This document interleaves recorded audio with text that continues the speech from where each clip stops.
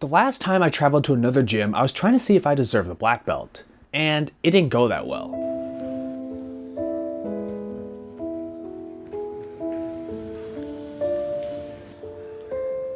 But that's not going to stop me from seeing if I actually deserve to wear this thing. So let's go to another gym.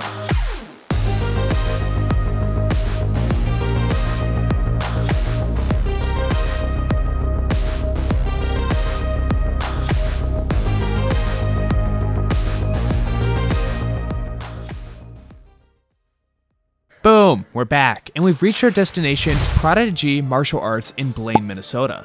I showed up for the competition class, and I brought with me one of the channel's favorites, Mike, the Asian Persuasion. Now, just doing an hour of competition class and then rolling an hour after with black belts was going to be a good test to see if I actually deserve to wear mine.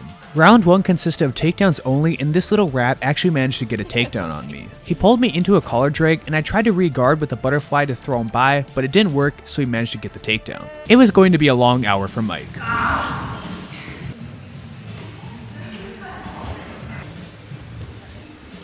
Round 2 was hopping on one leg for minutes at a time and then going right into the roll. And it's definitely true what they say about the legs going first when you're tired. I highly recommend this drill if you're trying to build some resilience for your legs. Rolling with a gi-on wasn't my favorite, but you definitely gotta work out going for all those different grips. It also helps me hold down my spazzy training partner. To make the class more fun, every time you got scored on when we were starting in specific positions, you had to do push-ups. And we'll just say that I had to do a grand total of 0. In my opinion, jiu-jitsu is at its best is when you're scrambling, so starting feet to feet with your partner was an awesome experience. Mike tried to shoot in on me, so I sprawled out and I quickly went to the best move in jiu-jitsu known as the oil check. Controlling a man by their rear will make it really easy for you to follow their hips as they're trying to turn around and finish a shot. Also, just a secret, but if you're still hanging onto the leg, you might get cross-faced and cradle like Mike did. And we somehow wound up in this position, which is a really common wrestling scramble. Mike should try and lift one leg and lower the other one to turn me my hip.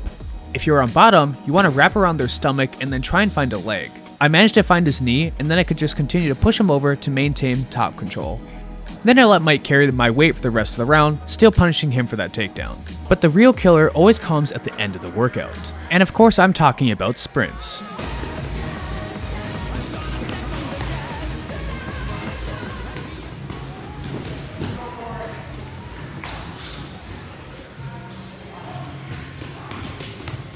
Then we wrapped up the class with some sprawls, and this one definitely killed Mike. Mikey, you got it. Go, go, go. But we all know that the real reason anyone watches these videos is to see the rolling, so let's get into it. My first victim was another black belt, and just to be kind, I started off the roll slow and then I quickly amped it up. As I was starting in seated guard, I made sure that I kept a collar tie over the back of his neck so I could show him what my favorite move is, and he made it really easy for me to attack as he started to put his head into my armpit. Then I just had to throw my right leg up so he couldn't pass my guard. He also went for a very common defense to the guillotine, which is rolling into mount, but if you're going to do that escape, you have to roll with a lot of momentum so you can continue to roll. Otherwise, they're just going to catch you in mount like I did, and I got a quick tap. I started on bottom once again so I could see what type of top game he had. We entered into a strange leg entanglement, but I still managed to get my arm around his neck, and then I was just waiting for him to try and get around the guillotine. And the reason that my guillotines work even in bad positions is because I'm adjusting my hips much faster than they are. He fell to his back so he could defend against the choke, but this gave me top side control. Then I started my next trap by pretending I wanted the Darce choke. Of course I'll take it if he gives it to me, but as I fish my arm through, he starts going towards the front head. But going towards the front head if you're not protecting your neck is a nasty decision. It gave me easy access to mount, which is my favorite spot to pressure somebody without my hip pressure. If you can make mount as uncomfortable as you can, just like Gordon Ryan does, they're going to start to make mistakes. His mistake happened when he was trying to frame against me and shrimp out, but he didn't protect his neck.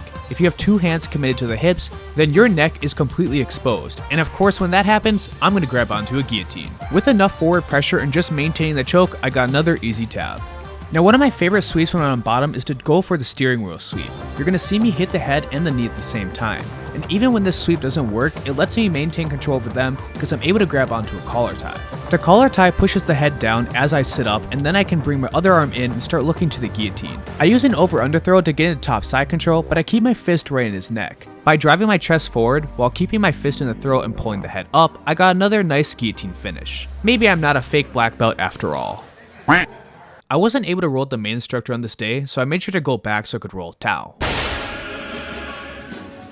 And Tao definitely felt different than the last black belt. He had some serious grip strength on him, and anytime he would grab my lapels, I felt like I couldn't move. I was starting to put Tao in single leg X and I would have loved to attack a footlock, but every gym is different on heel hooks in the gi, so I didn't attack it and instead he went towards my lapel. Then he quickly threw his forearm over my throat and continued to compress, waiting for the tap on me. It's always very interesting to know how hard you should go when you're going up against another black belt from another gym. You never want to disrespect them, but at the same time I should have gone harder because he got a very easy tap on me.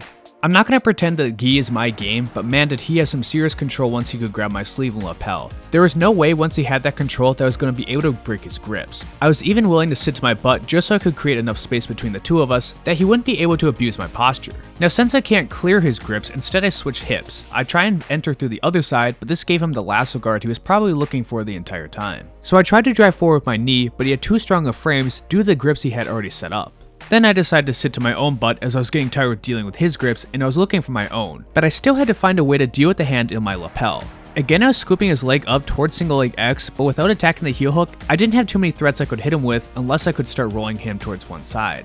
He started to address my guard by pushing my leg down and he was trying to step past it. So I went in towards 7 guard, but as I did this, he started gripping over my shoulder and I didn't want to get caught in the same submission, so I attempted to come on top. Unfortunately, I wasn't able to clear my shoulder line fast enough, which of course became an issue as I was able to clear his leg and throw me into a triangle. And I got on top so I could start working my triangle defense, but his left hand behind my head was pulling against my gi, so there's no way I could have brought my posture up. And while I wasn't in any danger of the choke, I had a different threat I had to deal with. He was able to scoop under my arm, turn to the side, and then he finished me with an arm lock. We worked a few other positions and I was again looking towards single leg X or taking his back, but overall, not a great performance from me. However, thank you to Tao for rolling with me, I really appreciate him having me at his gym. Oh, but if you thought I was going to end this video on a low point, you're definitely crazy.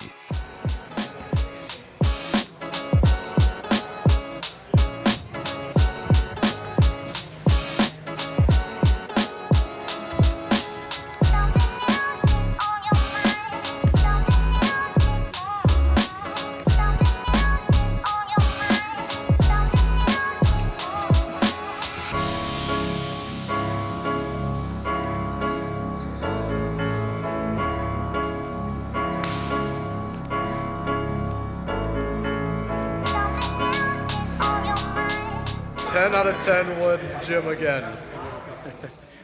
Now if you like the video and you like to see my journeys going to other gyms trying to decide if I should be wearing the black belt or if I should be burning the black belt, then make sure to like, comment, and subscribe. And don't forget that if you want to look stylish doing jiu-jitsu, check out my link in the description below to get gear from xmartial.com. They make extremely stylish rash guards and other clothing that you can wear on your jiu-jitsu journey. They even make custom rash guards like this one, which has a guillotine on it and my name on it just for me.